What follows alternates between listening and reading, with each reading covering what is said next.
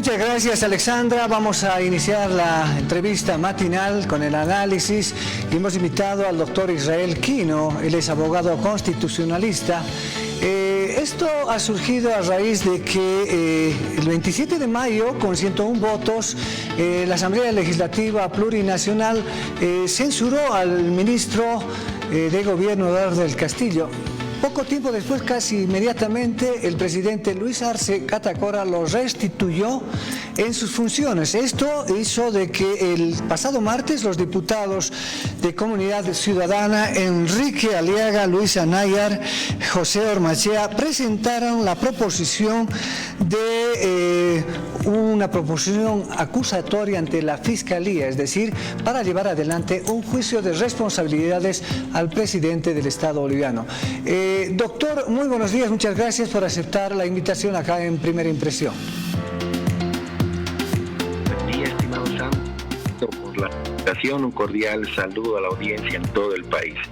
Este hecho coyuntural que mencionaba respecto a la interpelación, censura, destitución y reposición de el cargo está generando, ha motivado en un par de legisladores una proposición acusatoria para llevarlo a juicio de responsabilidades al presidente Luis Arce Catacora. Sin embargo, existe cuando menos un decálogo de argumentos de solidez jurídico-constitucional que impiden que el presidente vaya a un juicio de responsabilidades porque no se incumplió la Constitución. Contrariamente, se cumplió las formalidades de legalidad, de constitucionalidad, esto en lo estrictamente constitucional, pero creo yo que el efecto es más político y la variante respecto justamente el alcance del efecto de esta censura, la insistencia de poner a la misma persona en el cargo, la lógica de la división de poderes, una ley declarada inconstitucional en parte, un fallo del Tribunal Constitucional han generado realmente una coyuntura que ha motivado una presentación de una proposición acusatoria. Sin embargo, si encontramos los elementos de análisis formales de fondo, no van a existir seguramente, o no existen más bien argumentos como para enjuiciarlo al presidente, a pesar de estas contrariedades que tienen más un matiz político. Doctor, pero entiendo que hay una contradicción entre una ley y una propuesta de ley. La ley indica que no se lo debe ratificar, es decir, sacarlo, ni siquiera hacer un enroque, y la propuesta de ley indica que no se le debe restituir en el mismo cargo. ¿Cómo es esto, doctor? Primero que el MAS equivocó el camino el año 2020 cuando sanciona una ley que regule los efectos de la censura. Claro, la coyuntura era otra. Se censuró a 3 ciudadanos ministros, el señor ciudadano Murillo, López y el peor ministro de Educación que tuvimos en la historia política del país, ciudadano Víctor Hugo Cárdenas. Y la señora Áñez, en su régimen de transición, los ratifica en el cargo. Entonces, lo que hace el MAS es tomar una decisión equivocada, regular el efecto de la censura mediante ley cuando la Constitución no prevé el principio de reserva legal para la censura. El principio de reserva legal, Sandro, dice nuestra Constitución, y usted podrá advertir en varias disposiciones, lo que será regulado mediante ley, lo que se desarrollará en especial. Ese es el principio de reserva legal. En el caso de la censura es clarísima la Constitución, dice, luego de una interpelación, censura, tras la censura, destitución. No hay otro entendimiento. Entonces, ese primer efecto del 2020 lo intentan regular mediante ley. Esta ley es sujeta a una acción de inconstitucionalidad de carácter abstracto. El tribunal declara inconstitucional 4 artículos de esta ley y además les dice al legislativo que adecúen el contenido con otra ley. Por ello, el presidente del Estado envía el proyecto de ley que luego tiene el número 350/2023-2024 y él en su voluntad manifiesta, bueno, el efecto de la censura debe entenderse, por mandato de la Constitución, a que el ministro destituido no será repuesto en el mismo cargo.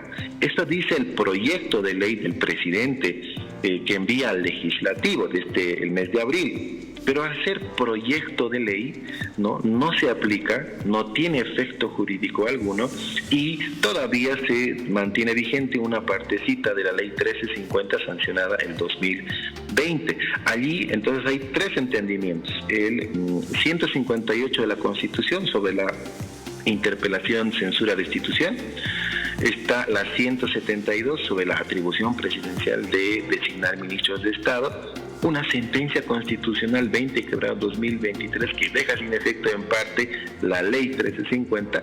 Entonces hay elementos de contradicción innecesarios, porque era innecesaria una ley para regular este efecto, pero ante esos entendimientos, ante la vigencia jurídica de estas normas, lo que hace el presidente es primero cumplir el mandato de destitución con su decreto presidencial 4974 y una hora después emitir un nuevo decreto presidencial 4975 para reponerlo en el cargo. Entonces, allí existe, por ejemplo, no podemos hablar de ratificación, estimado Sandro. La figura no es ratificación, sino reposición, porque si hubiera ratificado no se lo hubiera destituido, ¿no? Una vez destituido, una hora después lo repone en el cargo. Esa es la nomenclatura correcta, y esta reposición es entendida por un grupo de legisladores contradictoria a la Constitución, y justamente van a esperar, como todos, el pronunciamiento del fiscal general. La ley 044 dice que en los siguientes 30 días hábiles el fiscal general deberá formalizar la proposición acusatoria ante sede legislativa o, en su defecto, rechazar, porque no existe materia justiciable. Por supuesto, en mi consideración, no existe materia justiciable para procesar al presidente Arce. En ese sentido, doctor, si no existe materia justiciable, ¿nos puede indicar, por favor, por qué razón, cuáles son los argumentos que jurídicamente y también políticamente no hacen viable este juicio de responsabilidades? Sí, un primer elemento, la no prohibición expresa. Y este es el debate transversal. La Constitución dice, estimado Sandro, en el artículo 14.4, que todo aquello que no está prohibido está permitido. Entonces, cuando la Constitución no prohíbe expresamente que aquel ministro interpelado, censurado, que luego está destituido, puede ser nuevamente nombrado en el cargo, entonces allí libera toda la responsabilidad de contravención, de vulneración a la Constitución política del Estado el presidente Luis Arce, y cualquier elemento por el que se lo quiera atacar, el presidente dirá, bueno, la propia Constitución a mí me permite definir mis acciones porque no está prohibido. Un segundo elemento constitucional, la atribución 22, el parágrafo 22 del artículo 172. Dice que el presidente, pues, tiene la atribución de designar a cualquier persona ministra o ministro de Estado, sea o no, y ese es de pronto el análisis de interpretación en el fondo, un ministro destituido. En este caso se inclinó por un ministro destituido.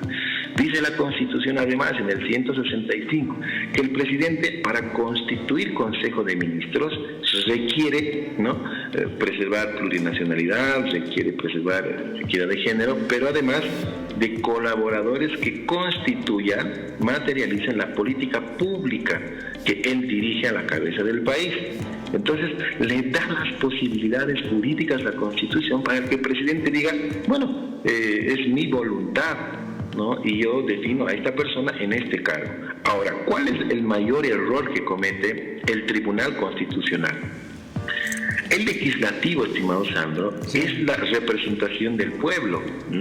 Es decir, que desde todos los rincones del país están los diputados y senadores delegados del soberano, del pueblo en su conjunto. No importa el sistema de partidos ni a la sigla que pertenezcan, están allí congregados la representación popular.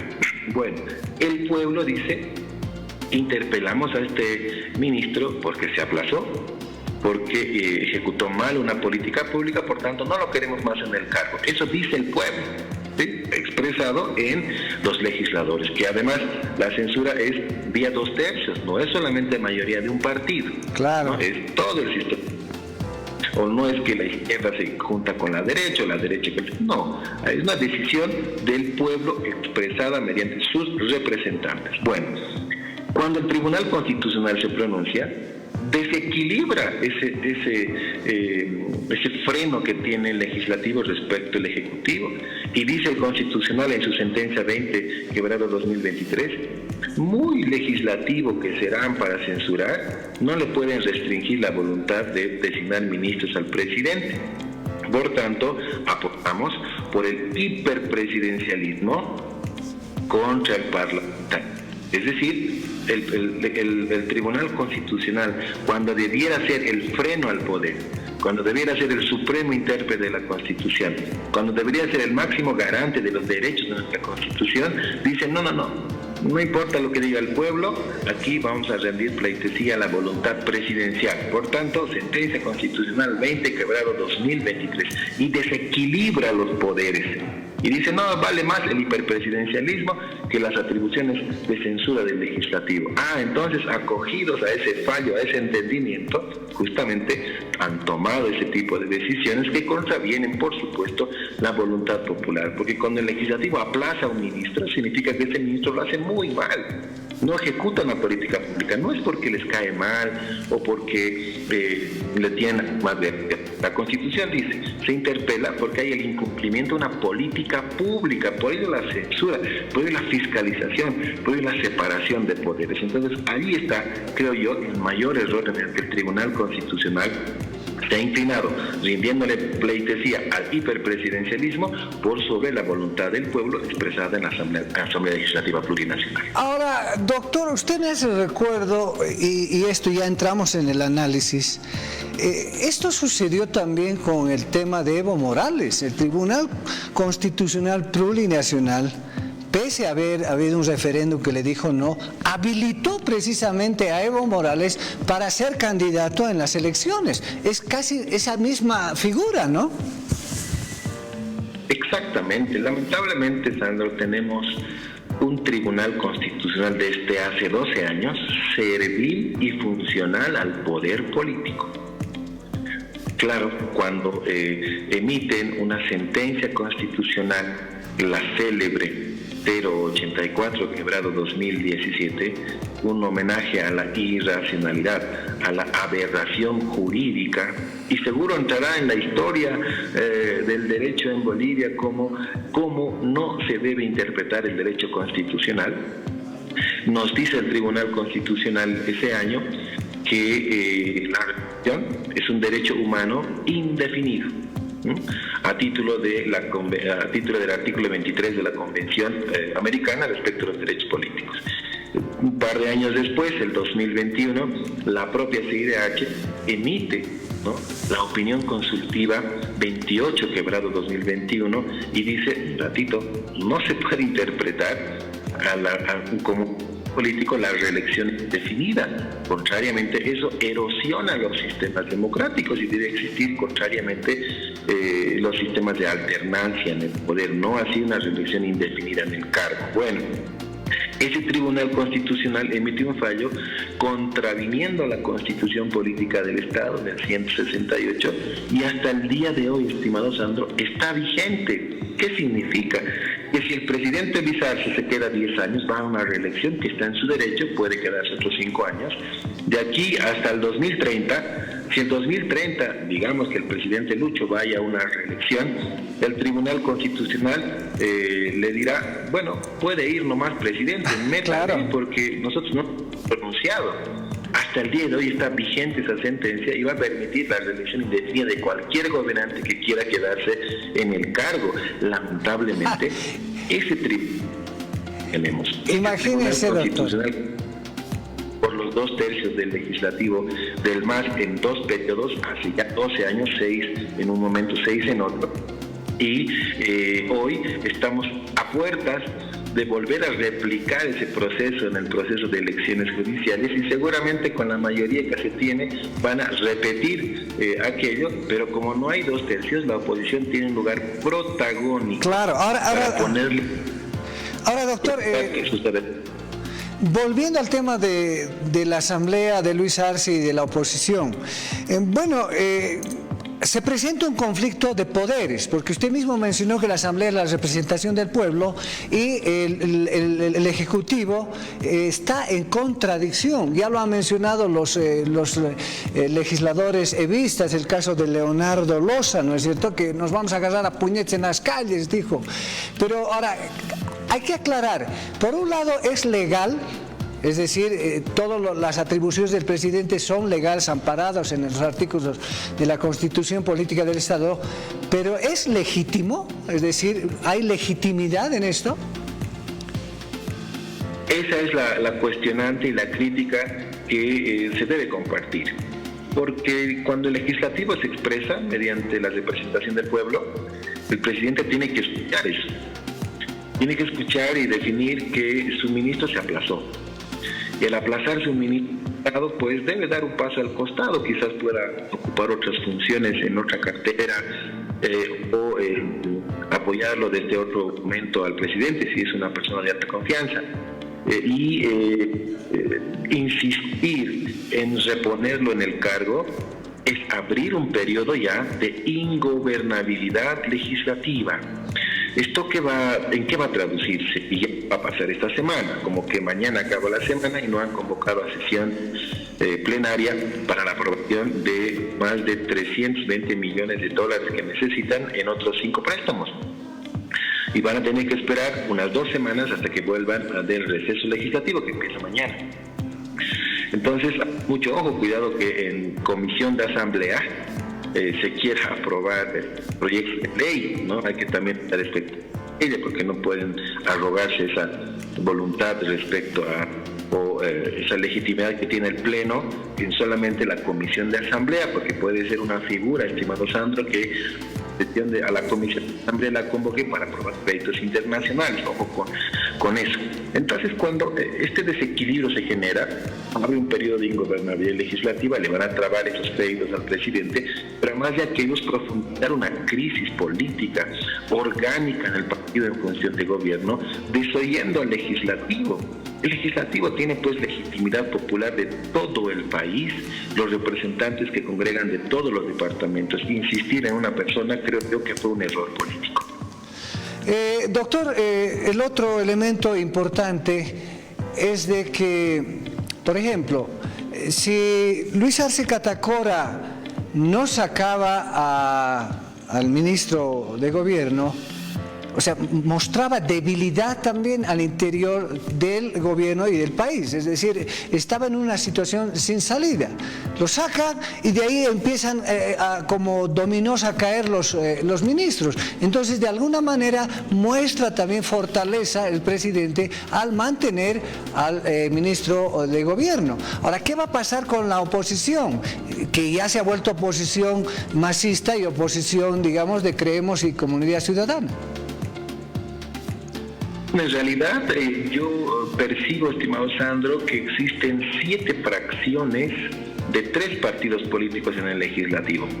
Comunidad Ciudadana, que tiene el ala antimacista, y los librepensantes, quienes no aprobaron la censura contra otro ministro de Estado y quienes aprobaron la ley del oro. Creemos tiene las fracciones camachistas, anticamachistas y UCSistas, y el más quebrado entre los arcistas y evistas. Entonces, de estas 7 fracciones están, por supuesto, con posiciones tan diferenciadas que no van a encontrar puntos de equilibrio, a menos que se afecte también su sistema de privilegios. Claro, cuando ven afectados sus intereses, van a ir recién negociar al respecto. Entonces, respecto a lo que se mencionaba, estimado Sandro, en virtud a este desequilibrio, es innecesario. Si bien el presidente muestra una fortaleza al volver a reposicionar en su cargo al ministro de gobierno, se encontraba atriccionado. De no hacerlo, todos los ministros, iba a quedar sin ministros porque se venían de más interpelaciones y ahí iban justamente a derivar seguramente con alta probabilidad en censura. Pero insiste en una persona, ¿para qué? Para profundizar una crisis interna.